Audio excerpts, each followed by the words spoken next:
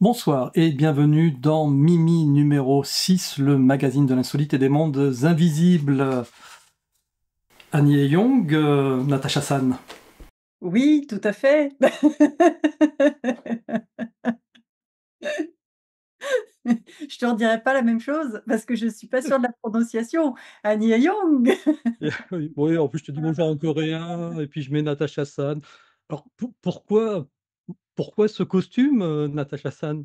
Parce que nous avons un commentaire auquel je me dois de répondre, Antoine. Antoine, tu viens de me dire que Dra- apparemment, je Draco Midori. n'aurais pas participé à un art martial quand j'étais jeune. Eh bien, si, mes amis, ceci est mon kimono. C'était de l'aïkido et j'étais réellement ceinture noire. Premier Oh, dan, oh, mais ceinture noire quand même. oh.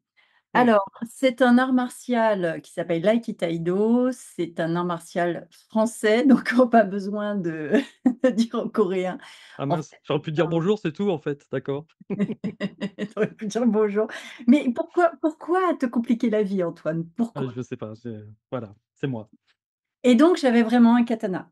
Ouh! Alors, c'est peut-être pas un vrai katana, j'en sais rien parce qu'on a dit dans la description, mais moi, en tout cas, on me l'a offert comme ça.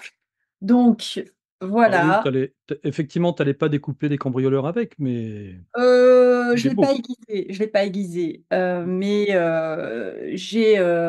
on apprenait en fait cet art martial-là est assez particulier parce qu'on apprenait, un petit peu tout, si tu veux.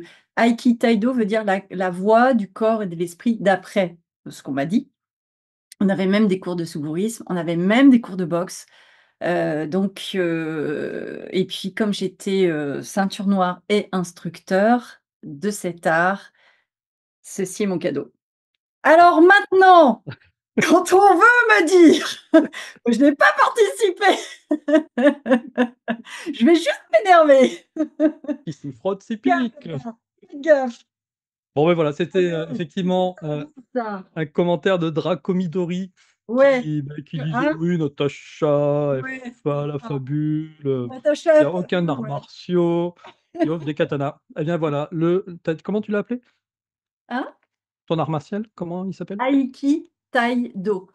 Le C'est pas très connu, Aikido. hein. C'est je Non, j'enlève parce que du coup j'ai chaud. bah oui. Voilà, je suis juste vexée parce Bon, que je ne suis pas une menteuse. on va pas t'embêter beaucoup plus. Non, N'en bah, faut voilà, pas. on va enchaîner. Oups, enchaînons. Bah, sinon ça va? Oui, ça va très, très bien, pas de chute dans l'escalier et toi, plus de covid? Nickel. Moi, je suis en pleine forme et prêt à partir dans l'espace ce soir. Dans l'espace, ah, et oui, il paraît, on va partir dans l'espace ensemble finalement. Avant de te le dire, j'ai trouvé Oui, une petite news. Je cherchais toutes les petites news et j'en ai oui, trouvé une pour toi, spécialement pour toi, Antoine. je t'écoute. Figure-toi qu'on a découvert très récemment que des personnes n'avaient, jamais attrapé le covid. Eh ben, ils ont découvert que c'était parce qu'ils ont un système immunitaire assez impressionnant au niveau de leurs narines, de leur nez. Tu verras ça plus tard, parce que là, je vais passer sur une autre news, parce qu'on part dans l'espace. Oui, mais, c'est moi qui vais commencer. Yes! Yes, pour une fois. Pour une fois, écoute, je vais commencer. Parce qu'effectivement, j'ai trouvé plusieurs petites news cette semaine. Et toi aussi, donc c'est ça qui est très drôle. On s'est pas entendu sur nos news et puis on est sur le même sujet ce soir. Donc allez, je vais partager et vous allez voir de quoi je vais vous parler. Alors, qu'est-ce que tu nous as trouvé là? Présence Allez, d'eau détectée partout sur la Lune. Ah, je génial! vais effectivement vous parler de la Lune ce soir parce que la Lune est au rendez-vous. D'ailleurs, on avait une magnifique Lune encore la semaine dernière et je crois qu'il y a même eu une Lune rouge il y a 2 semaines. Et là, bien le sujet revient à fond les ballons, hein. Ça redevient le sujet à la mode, la Lune. Alors tu sais qu'on pendant des années, on a dit il n'y avait pas d'eau sur la Lune. Ensuite, on a dit il y a des petites traçouilles d'eau quelque part, par-ci, par-là. Ensuite, on a commencé à se dire qu'il y avait peut-être de l'eau sous la surface. Et là maintenant, c'est voilà, tu vois, c'est présence d'eau, comme tu l'as dit, détectée partout sur la Lune. C'est un article de Fabrice Auclair de Science et Vie. Et eh bien, une analyse récente, en fait, révèle la présence de diverses sources et d'hydroxyle dans les roches et sols exposés au soleil. Et quelle que soit d'ailleurs la latitude, que ce soit au nord, quoi, au pôle nord de la Lune, à l'équateur ou au pôle sud, il y a des traces d'eau partout. Voilà. Et bien que la Lune semble sèche et complètement dépourvue d'humidité à la surface, hein, pour l'avoir observé, je pense que vous l'avez tous observé. Tu l'as observé à la jumelle, à la longue vue ou au télescope, la Lune? Ouais, j'ai un télescope, c'est une petite passion aussi, l'univers, donc j'ai regardé. On dirait pas du tout qu'il y a de l'eau sur la Lune. C'est vrai que ça paraît une terre, très très aride, en fait. Et sous quelle forme alors elle se présente? Elle est glacée? En fait, oui, alors c'est des molécules composées d'hydrogène et d'oxygène qui seraient, comment dire, sous la surface de la Lune, sous forme de glace, ou tout simplement de molécules d'eau.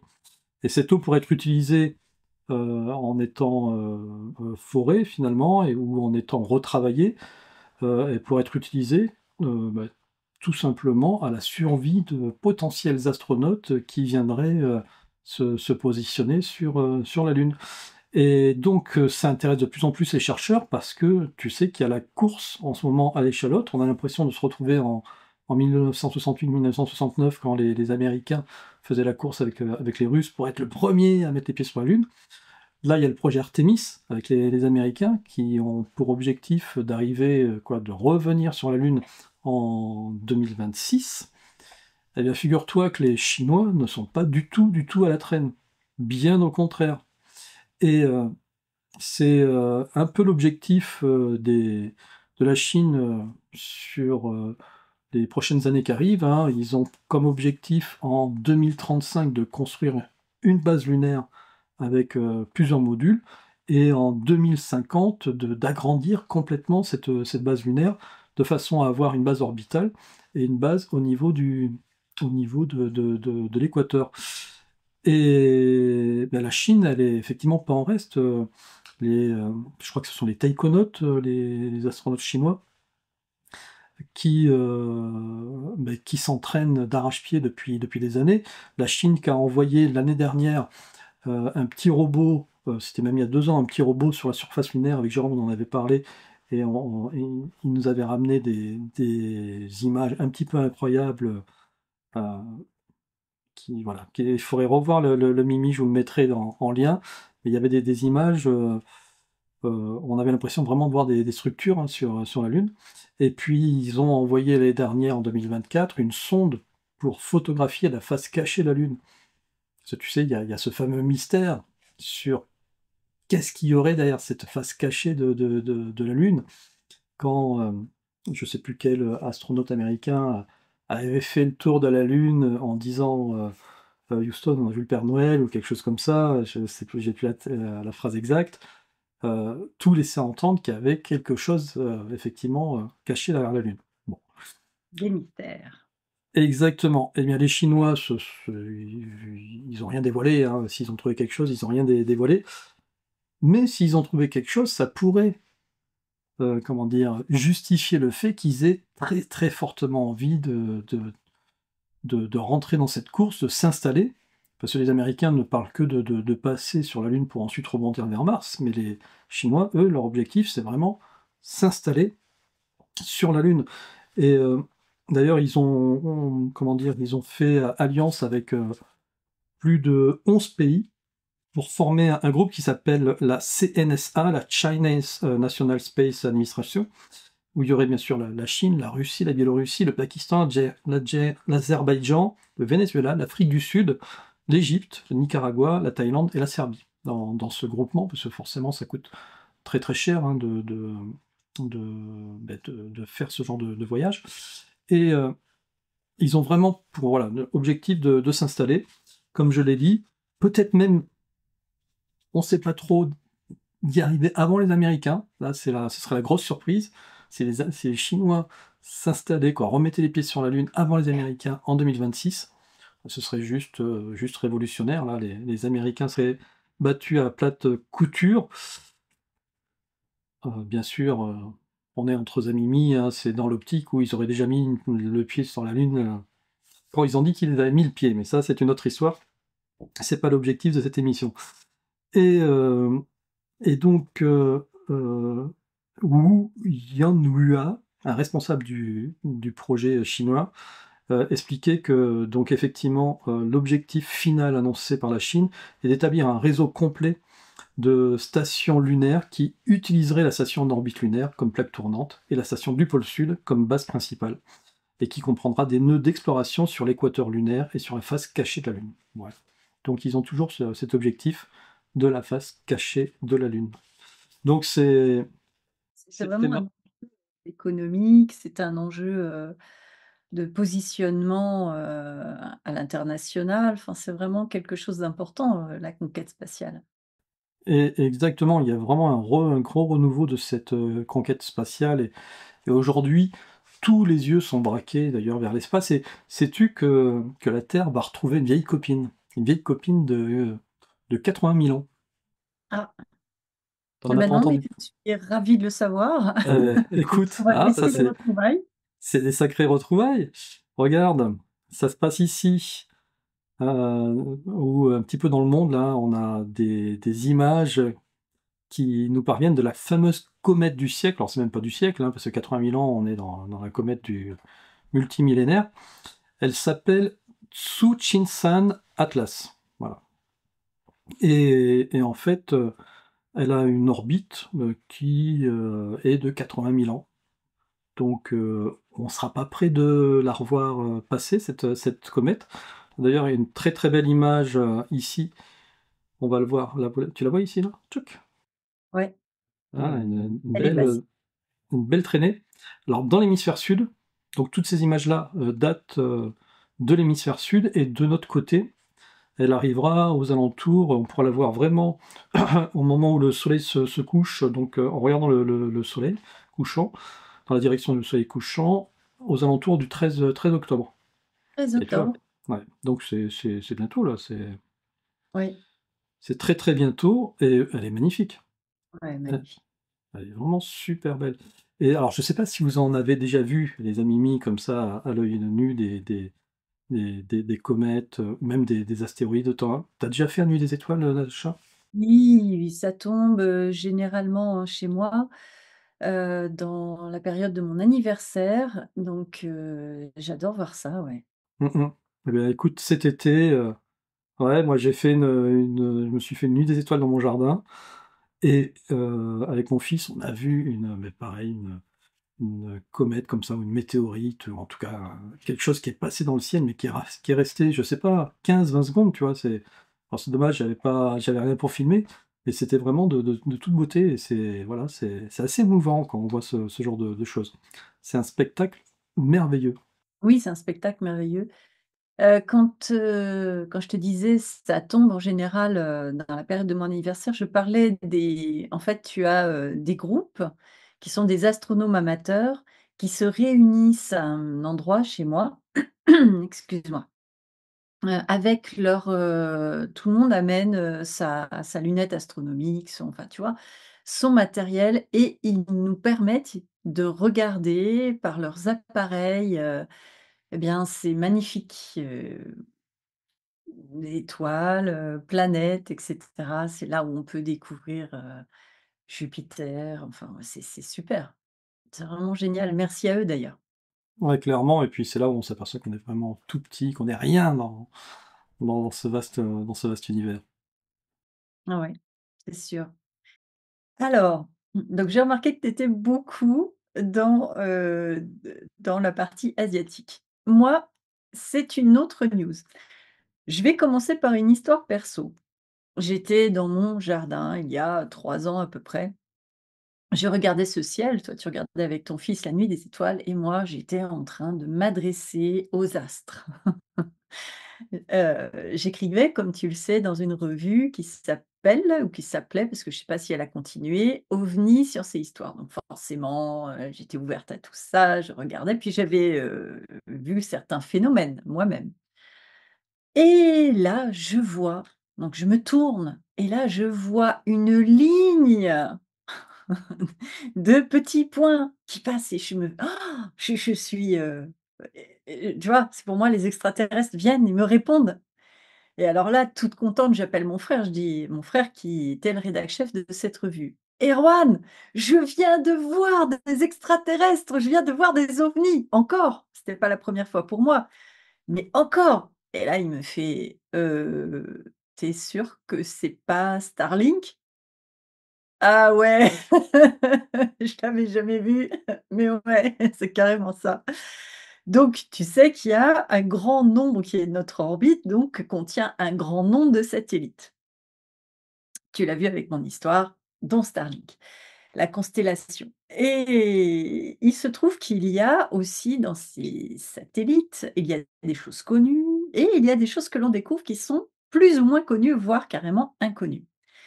Et là, l'histoire, c'est l'histoire d'un astronome amateur, un Autrichien. Je vais regarder mes notes parce que je suis incapable de prononcer son nom. Donc c'est un Autrichien du nom de, on va essayer de le prononcer ensemble, les amis, ne vous moquez pas, aidez-moi. Schauffe-Banker. C'est bon? Ça vous va? Ça me paraît bien. Félix Schauffe-Bonker, ouais. Schauffe-Banker. C'est peut-être que c'est autrichien, je ne sais pas. En tout cas, notre ami astronome amateur a l'habitude de prendre en photo des satellites. Il aime bien ça. Il en a pris un certain nombre et là, il a publié ses photos de satellites et il a dévoilé certains détails techniques gardés secrets. C'est ça le truc intéressant. Mais là, surtout, celui que tu es en train de montrer, oh là, tu es en avance par rapport à ma news. Eh oui, parce qu'il a réussi à prendre la photo de ce que notre ami Antoine nous montre et c'est un satellite inconnu. Alors, notre homme a partagé ses découvertes dans une interview à space.com. Et puis là, vous la voyez, j'étais sur Futura. En plus des détails techniques sur des satellites dont l'existence est connue, il a donc découvert ce satellite-là inconnu. Alors je vous laisse l'examiner parce qu'en fait, bon, il est dit, hein, de façon habituelle que tous les objets en orbite sont suivis, mais il y a des informations qui sont, plus ou moins connues. Et là, les seules informations connues sont sa référence, figurez-vous. Et sa référence, c'est USA 290. Et le fait qu'il appartient au National Rock oui, c'est ça. Ah, je vais, vous faire un super accent. Alors, je ne sais pas le dire. National Reconnaissance Office. C'est nul.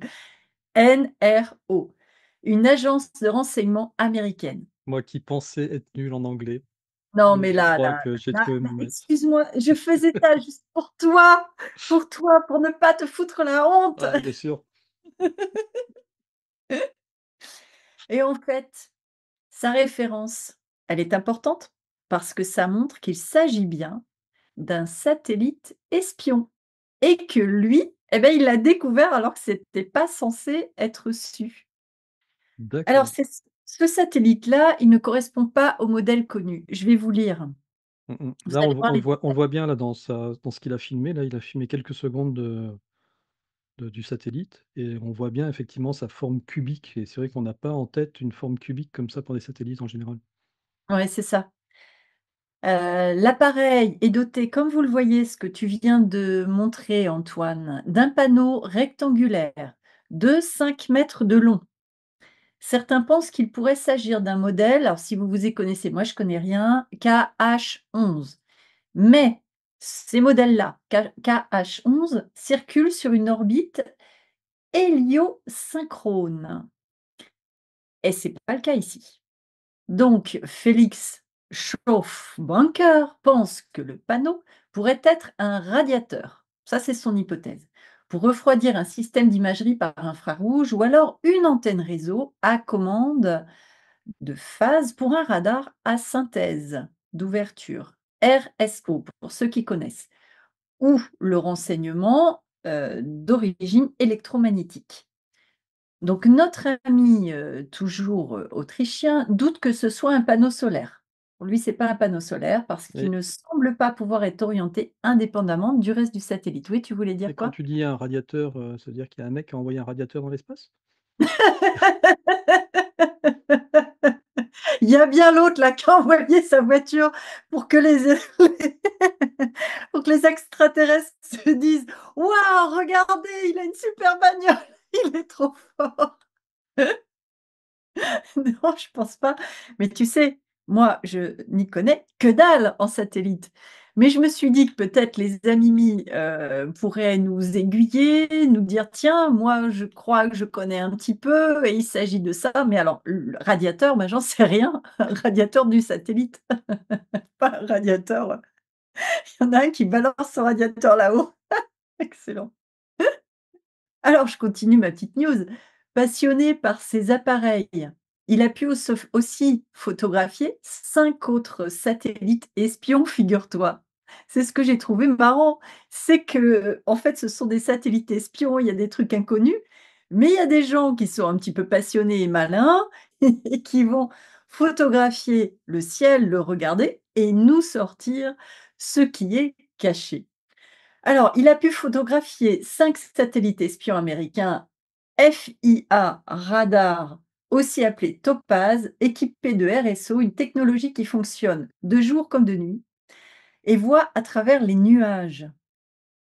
C'est quand même un petit peu intéressant, je trouve. Ah, on le voit Parce là, que ouais, tu vois? ouais. Oui, oui, on le voit bien, ouais. Alors, il a pu identifier une antenne parabolique grillagée de 12 mètres de diamètre avec 2 panneaux solaires de 10 mètres. Pas de radiateur, hein, de panneaux solaires. Il a pu également photographier 4 satellites KH-11, Kennen, lancés en 2005, c'est-à-dire la troisième génération, 2011 et 2013, donc quatrième génération, et 2021, la cinquième génération. Et il estime qu'ils font 11 mètres de long, avec un miroir d'un diamètre de 2,4 mètres pour le premier et 3 mètres pour les deux suivants. Vous voyez, c'est quand même assez précis, mais il n'a pas d'image assez claire des plus récents. Et donc, si vous voulez suivre son travail, en fait, il partage des nombreuses images de ses satellites sur son profil Astrobin. C'est vraiment un site dédié aux astrophotographes. Ouais, ouais, j'ai jeté un coup d'œil dessus, parce qu'effectivement j'ai suivi les liens de l'article et il a des magnifiques photos, hein, d'ailleurs, je sais pas si c'est lui qui les a faites parce qu'elles sont vraiment, non, ça, je pense pas que ça soit lui qui l'ait fait, mais en tout cas, il a de très belles photos de satellites et il y a celle-ci qui m'a quand même intrigué. Allez, vas-y, dis-nous tout. Eh beh, Je écoute, trouve que ça ressemble un peu à ta petite news. hein, on dirait bien qu'il y a une structure là, sur ce satellite-là, C'est intriguant, hein? carrément. Donc il y a effectivement tu vois là, cet objet dans ce cratère, hem, alors je sais pas exactement quel astre ou satellite il a photographié, ça se trouve c'est alors Copernicus, ce serait quoi? Ce serait pas un satellite de Mars ça? Bon, en tout cas, vous dites-nous les amis clairement, je sais pas ce que vous en pensez, hein, et toi ce que tu en penses Natacha, ça ressemble pas à une structure, ça ressemble pas à un caillou qui est tombé, voilà, En tout bon. cas, moi, ce que j'aime bien, c'est on peut faire toutes les hypothèses qu'on veut, hein. J'ai un petit peu envie, moi, de faire le lien entre, cette info que je viens de te donner avec la photographie de satellite et ton info précédente, qui nous montre, qu'il y a plein de choses qui se passent dans le ciel, des choses que nous ne connaissons pas, des satellites espions, des choses qui veulent rester secrètes, que l'on veut nous garder secrètes. Et c'est marrant d'imaginer, puisque nous avons un petit côté enfant, une fois quand on ne dit pas aux enfants une histoire, ils vont broder. Eh ben, c'est ce qu'on fait. Exactement. OD. Alors, qu'est-ce que ça peut être? Eh bien, un Des appareil jeux. posé là, une structure, Puis là, tu vois, regarde, on voit bien une fente là, tu vois. T'as vraiment l'impression que c'est une structure qui a deux niveaux là. Alors ça, je sais pas, ça pourrait, regarde là, on dirait qu'il y a un hublot, quoi, un hublot, une forme arrondie. bah, tu vois, moi, au départ, sans les lunettes, je voyais 3 points d'arrimage, en fait, avec un truc au-dessus, mais là, effectivement, avec les lunettes, c'est plus tout à fait la même chose.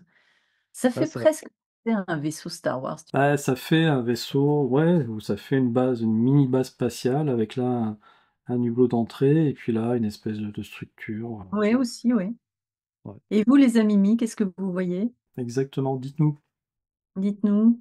Dites-nous, parce que là, c'est pas l'appareil Dolly, hein. Non? Bah, si, en quelque sorte, parce qu'on n'y est pas, donc on ne sait pas. On ne peut que supposer. On peut que supposer, effectivement. En tout cas, ça reste, voilà, ça reste assez intriguant. Et donc, c'est ce Félix ah bah tiens, je l'ai fait aussi. Ce Félix Schoffbanker qui a vraiment de très très belles observations. Mm. Mm, mm, mm. Il a très belles observations, puis surtout, il a découvert quelque chose qui nous était caché. Donc nous avons des satellites espions qui ne veulent pas être vus et que malgré ça, sont vus. Eh ben, tu sais quoi, en parlant de pareidolie, on m'en a envoyé une nouvelle pareidolie dans le courrier des lecteurs. C'est Jenny qui nous a envoyé ça. Et puis, bah, comme je sais que tu adores les pareidolies, du coup, je pense que tu vas te régaler avec cette image qu'elle nous a envoyée Oh, en plus, de... elle est très, très belle cette image, une Eh très ouais. belle photo. Donc, elle nous l'a envoyée de Méret-sous-Montron. C'est où? Méret-sous-Montron, c'est en France. Oui, mais Un peu plus vers... tu voilà. t'en sors bien? C'est en France. C'est en France. Ça paraît très français, effectivement. Je te le Ah, concède. tu vois, c'est... Mmh. Mais on vous le dira tout à l'heure, je vous montrerai le site de Méret-sous-Montron. Et donc, eh bien, elle y voit effectivement ici un magnifique visage qui regarde vers la droite. Alors attends, alors moi j'y vois, tu vois Star Wars, on a les casques, blancs Mhm. là. Oh quoique, non ça fait ouais non ça fait plus, plus, casque du Moyen Âge quand même. Mais oui un visage, oui, ouais, j'y vois bien un visage. Bah merci Jenny. Mais alors, ton œil éclairé à toi, qu'est-ce qu'il voit? Alors moi, je vois un petit visage, un tout petit visage. C'est bien, je suis en train de te le montrer. Alors, tu vas remonter ta flèche. Attends, n'avance pas trop. À droite. Ouais, c'est ça. Remonte, remonte. Voilà. Là, t'es trop haut. Descends, descends, descends. Stop. À gauche. Voilà. Un peu plus haut. Ah ouais, si t'as grandi, je vois plus du tout la même chose. Ah, donc c'est une pareidolie. Ah bah oui, Ah oui. oui. Ah Oui, oui, oui. ah oui, mais ça, si on a grandi et qu'on voit la même chose, c'est que c'est un être de la nature. D'accord. Ah oui. Ah, je connaissais pas ta d'accord. Alors oui, là, on y voit, un autre visage. À côté, moi, j'y vois un petit visage de petite bête. À Non, à côté, côté du visage que tu as montré là. ici. Voilà, voilà celui-là et à côté, le visage du bonhomme Mm, que tu as mm. montré juste Ouais, ouais, avant. là, il y en a un beau, là. Mm. Il y en a un Ah là, troisième. oh là, ouais, là, il y en a, là, ici, il y en a un très très Ah, il y beau, en a là. 3.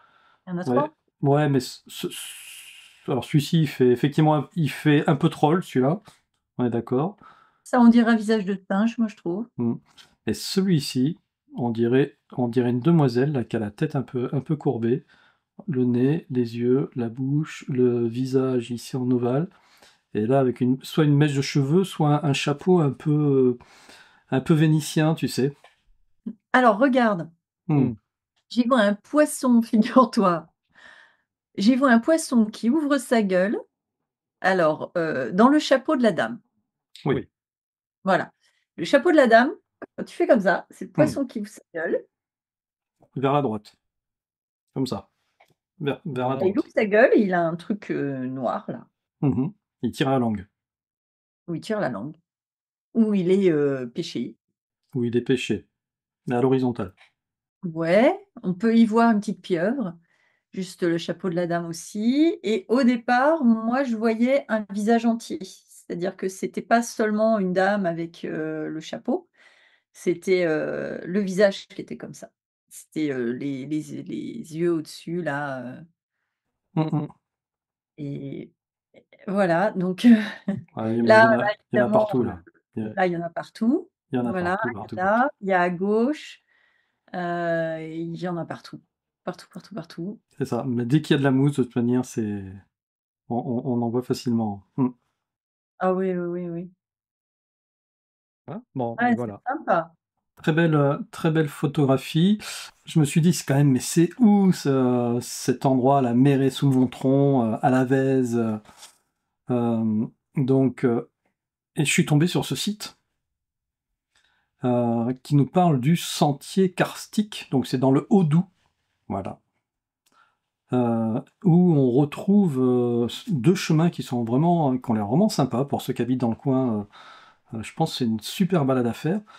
Où, tu vois, en fonction du chemin que tu vas prendre, tu vas passer devant des formations rocheuses que je découvre les noms, hein, tu vois? Une grande doline, une lapiaz, un gouffre dans un lapiaz, je sais pas si toi ça te parle? Waouh! Mais c'est super beau, tu vois? Ah ouais, ça donne vraiment envie d'aller se balader là-bas, hein. Mais clairement, là, tu as une pierre suspendue. Ici, tu retrouves des grottes qui ont vraiment l'air très, très sympas et moi qui suis claustrophobe, tu vois, ça me fait même pas peur. Non, mais c'est en photo. Mais parce que c'est en feu. Oui, bon là, je sais pas si j'y vais, quoi là, je sais pas, oui, tu as raison, ceci dit. Moi, je Mais suis comme toi, j'ai une phobie de rester coincée là. mmh, mmh, mmh, mmh. Donc tu vois, gouffre du Puy, de Saint-Grosjean, le Puy Sylvain. Honnêtement, quoi, il y a des spéléologues, ils doivent s'en donner à cœur joie dans le coin, Et quoi. justement, il y a une petite, théorie, de d'un monsieur que j'ai interviewé Mmh. sur, sur les phobies qu'on rencontre. Bon alors là, D'accord. on n'est plus dans les mêmes actus, hein. Moi, c'est de la psycho. Il d'après lui, donc c'est enfin, j'explique. En fait, dans mon boulot, je rappelle, je suis thérapeute psychocorporelle et magnétiseuse. J'ai une des personnes que j'accompagne qui m'appelle sa psychomagnétiseuse. Dans mon job, j'utilise, beaucoup les sensations physiques, des émotions. Et figure-toi que ces sensations sont souvent assez particulières. On a souvent la tête écrasée, enfin dès que tu as une émotion, tu as des sensations physiques. Et alors c'est quelque chose que j'avais trouvé intuitivement et je suis allée rechercher si des gens avaient trouvé ça aussi et les études qu'ils auraient pu faire. Et j'ai interviewé un monsieur qui s'appelle Luc Nicon, c'est vraiment son nom, Nicon. Mais il a fait un super boulot. Donc il a fait des études sur les sensations physiques et d'après lui, ce serait souvent des sensations qu'on aurait eues au moment de la périnatalité, c'est-à-dire au moment où on était dans le ventre de notre mère, au moment où on naissait et après la naissance, des moments qui seraient assez intenses en émotions et sur lequel évidemment on n'a pas de représentation psychique parce qu'on est en train de naître ou alors on est dans le ventre et on se serait, souvent on aurait eu des moments de perte de conscience, de perte de connaissance. Donc ça se serait intégré dans notre mémoire à la fois corporelle et notre mémoire, mais sans représentation psychique, c'est-à-dire sans la mémoire du récit et du coup aujourd'hui, quand nous vivons, des émotions, ça nous ferait revivre ces choses-là de façon intense. Dans mon job et il fait la même chose, c'est assez, intéressant, hein, d'ailleurs ce qu'il fait. J'avais découvert, moi, que si on laissait tranquillement les émotions évoluer, ça modifiait en fait, on était beaucoup plus serein dans la vie et ça modifiait aussi notre façon de penser cette émotion-là, comment dire? Ce moment de vie-là, tu vois? Qui nous a créé cette émotion et c'est ce qu'il a trouvé aussi dans son boulot. Donc pourquoi je te dis ça? Parce que tu me parles de claustrophobie. D'accord et donc tu eu du mal à sortir, et donc tu es resté coincé et Il se peut d'accord. que ce soit ça, que ce soit des moments très impressionnants pour le fœtus qui est ou le bébé plutôt, parce que là, du coup, tu es bébé. Mmh. Pour le bébé, où, justement, il a pu avoir le cœur, qui s'accélère, des moments de perte de connaissance, tu vois? Et ce seraient des marqueurs dans la vie qui seraient assez importants, en fait. OK. Ou alors tu es décédé, enterré et étouffé dans une vie antérieure. Pour ma part, je relie les 2. C'est-à-dire que je me dis mais je crois que d'autres personnes en ont parlé. Il me semble que Pascal Lafargue, que j'ai interviewé, en a parlé. Alors je ne sais pas si elle a parlé de ça spécifiquement. Figure-toi que je fais tout un travail sur les vies antérieures. J'ai écrit des articles là dernièrement pour la revue Infinité et j'écris un article pour toi, pour Génération Cité d'Or où justement je suis repartie, ben, je vais te le montrer parce que ça c'est je suis en train de bosser là-dessus actuellement. Pour toi là, parce que j'ai fini mes articles pour Infinité et je reprends le travail de Ian Stevenson, tu vois là, d'accord? Qui explique, donc Jim Tucker et Ian Stevenson, donc tu verras ça, dans l'article que j'ai écrit. Le travail de Pascal Lafargue, j'ai tous mes bouquins en ce moment, à côté de mon ordinateur, qui explique que les conditions de la mort se retrouvent dans certaines conditions de la vie. Et effectivement, me semble-t-il, il y aurait dans les conditions de naissance certaines particularités que l'on aurait vécues au moment de la mort et en tout cas des marques sur le corps. Pour Pascal Lafargue, donc ça c'est une interview que je vais mettre, bientôt en ligne. Des moments récurrents, tu vois? Des accidents qu'on a vécus, qu'on a eus heu, dans la vie passée qui se retrouvent dans la même vie. Elle cite un cas, par exemple, d'une femme qui s'est retrouvée veuve dans sa vie passée, d'après ce qu'elle a perçu, hein, à 35 ans et avec un enfant de 5 ans. Dans cette vie-là, c'est une de ses élèves, elle se retrouve veuve à 35 ans avec un enfant de 5 ans. Donc, c'est intéressant de voir ça comme ça. Mais c'est horrible. Tu mourir alors là, moi, c'est une de mes grandes frayeurs. M'en parle pas. Mmh. C'est exactement ça. Vu qu'on est dans le courrier des lecteurs et que tu m'as montré les livres que tu étais en train de lire, allez, je vous montre le mien. C'est le dernier livre de Didier Raoult, donc Homo Chaoticus. Bon, j'ai ouvert que la première page, hein, donc je vais pas pouvoir vous en parler encore. Mais vraiment, il a l'air génial, hein. Je vous lis la quatrième couverture. Oubliez Darwin et sa théorie de la sélection organisée autour d'un arbre de vie. Nous sommes le fruit du chaos, les descendants d'épidémies, avec un génome où nos 2% de gènes sont surclassés par 98% de séquences parasites. Mystérieuses, incontrôlables, ces séquences ont permis l'apparition du placenta chez les mammifères ou la formation d'un embryon différent chez l'homme et les grands singes. Aujourd'hui, elle expliquerait le diabète, les allergies, l'obésité ou la baisse d'intelligence qui a amené l'Occident à perdre 10 points de QI depuis un siècle.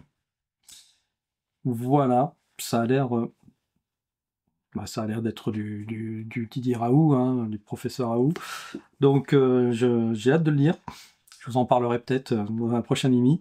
Mais voilà, il vient de sortir, il est tout frais, tout chaud, tout neuf. Est-ce que tu as vu le film, je me souviens pas au moment où je te parle de son nom, je pense que tu le connais, ce film, qui montre la dégradation du QI de l'être humain? Non, Alors, la dégradation du QI de l'être humain, c'est l'effet Flynn d'accord. et il a été montré dans un film dont je me souviens pas, du nom, mais qui est absolument bon, c'est pas un super bon film, mais c'est très marrant. C'est l'histoire, on va le retrouver, je le retrouverai bientôt. C'est l'histoire d'un gars, c'est le gars moyen. Non, ça te dit rien? Le gars moyen, c'est lui qui a le QI moyen, qui est moyen en tout et en fait, il va faire partie d'une expérimentation. Donc on le sélectionne, je crois qu'on le cryogénise avec une femme et il se passe, quelque chose qui va pas, on l'oublie et il se réveille des siècles plus tard. Seulement comme il y a l'effet Flynn, c'est un vrai effet, hein, l'effet Flynn, il y a une dégradation progressive de l'intelligence humaine. Donc lui qui se retrouvait moyen, bah, se retrouve surdoué, forcément. Et là, bah, il se retrouve, avec des situations vraiment très cocasses. Par exemple, je t'en cite une, il y a toutes les plantes, donc les cultures, qui ne donnent rien, qui sont, vraiment une catastrophe. Donc il va voir ce qui se passe et on lui dit: «Ben, on les nourrit», donc il demande: «Avec quoi vous les arrosez?» «On les arrose avec des électrolytes». Il dit: «Oui, c'est-à-dire?» «Ben, il faut des électrolytes». Et donc il voit un système d'arrosage avec un produit, en fait, qui est pas bon du tout pour ça. Enfin bref, il devient un peu, il est admiré, par tous les autres parce que juste il est normal. Mais moi ça me fait peur, hein. Moi aussi j'ai une baisse de QI. Bah, mais pour finir, du coup, avant qu'on atteigne le niveau zéro de notre QI, c'est Axel Mazué qui m'a envoyé sa news. Axel Mazué, qui est d'ailleurs un auteur, Natacha, de Génération Cité d'Or, qui nous a fait plusieurs articles sur la cryptozoologie. Donc, c'est l'étude, hein, des animaux, on va dire, inconnus, en tout cas qui n'ont pas encore été découverts, bah, comme par exemple Nessie, Loch Ness, fait partie de la cryptozoologie. Donc c'est un sujet vraiment qui le passionne, et il a ouvert une cagnotte en fait, Litchi, pour pouvoir faire sortir de l'ombre ces 11 petits films qui datent des années 60, qui s'appellent Sherlock au zoo, qui sont 11 sujets de cryptozoologie différents, avec un axe de vision sur Bernard Heuvelman, qui est l'un des fondateurs de la cryptozoologie moderne. Et donc, son objectif, c'est d'atteindre 3 000 € pour pouvoir racheter les droits à l'INA, pour pouvoir les diffuser sur sa chaîne YouTube. Donc il en est déjà à 2 230 €, ce qui lui a permis déjà d'acheter un certain nombre, hop, d'épisodes. Allez, je vous les montre. Voilà, donc il en a 9, je crois, pour le moment. Donc vous voyez, il lui reste encore 800 € à récolter pour pouvoir finaliser l'achat des autres épisodes.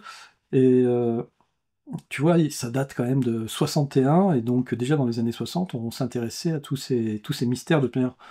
Et donc, c'est assez rigolo. J'en ai regardé un bout là de cet épisode-là qui s'appelle Du dernier dragon au monstre du Loch Ness. Alors, forcément, c'est très vieux, quoi. Ça rappelle les documentaires, mais c'est vraiment, ouais, il y a quelque chose d'intéressant dans ce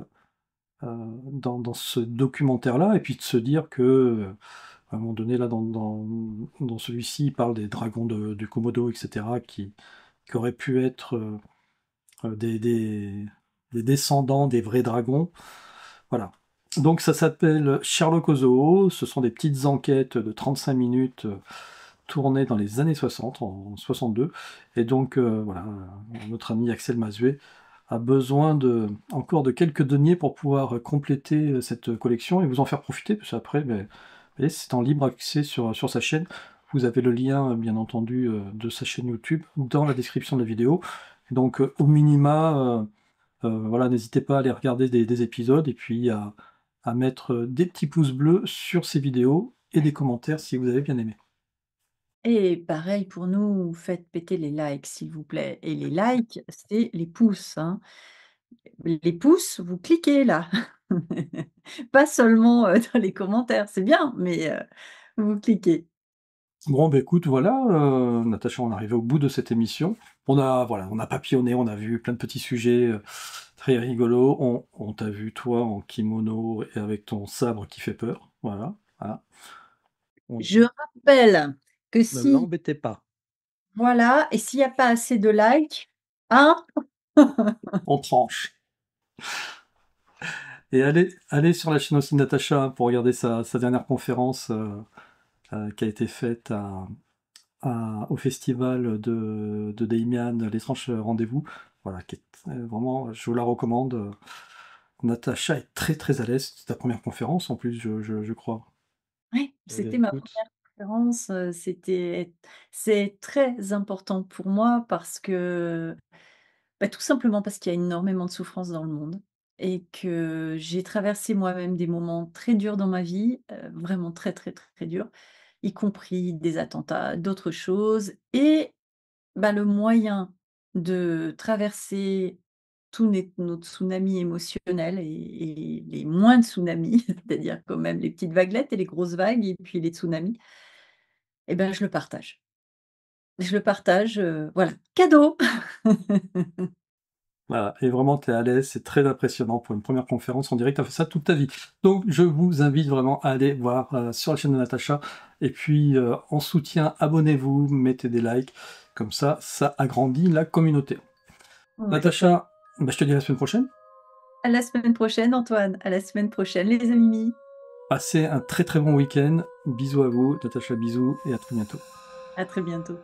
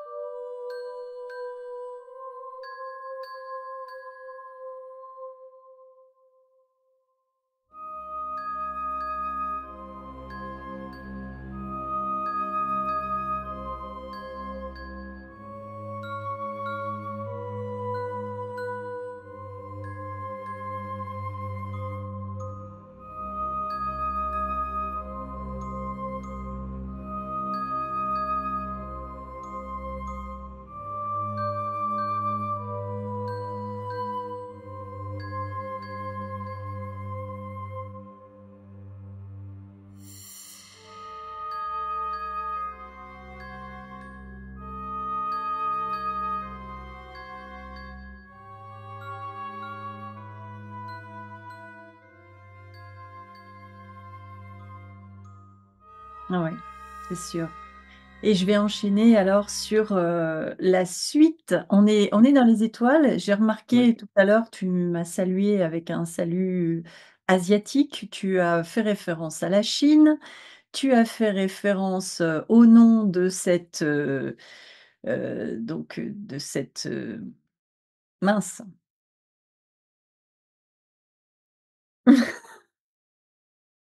Et comme je ne t'écoutais pas, je ne sais pas ce que tu voulais dire.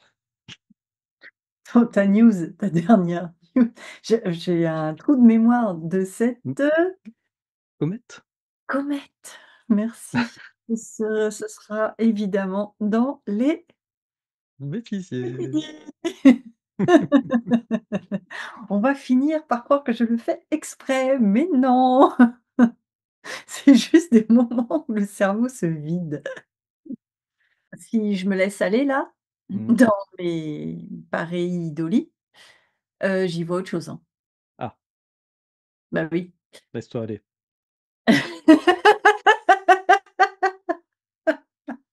Excuse-moi. Laisse-toi aller. Tu me prends pas ça. Ah, ça fait hyper bizarre.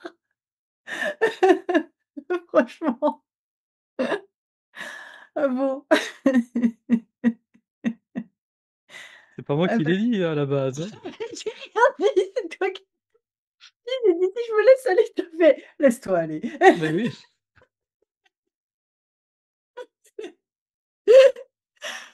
Alors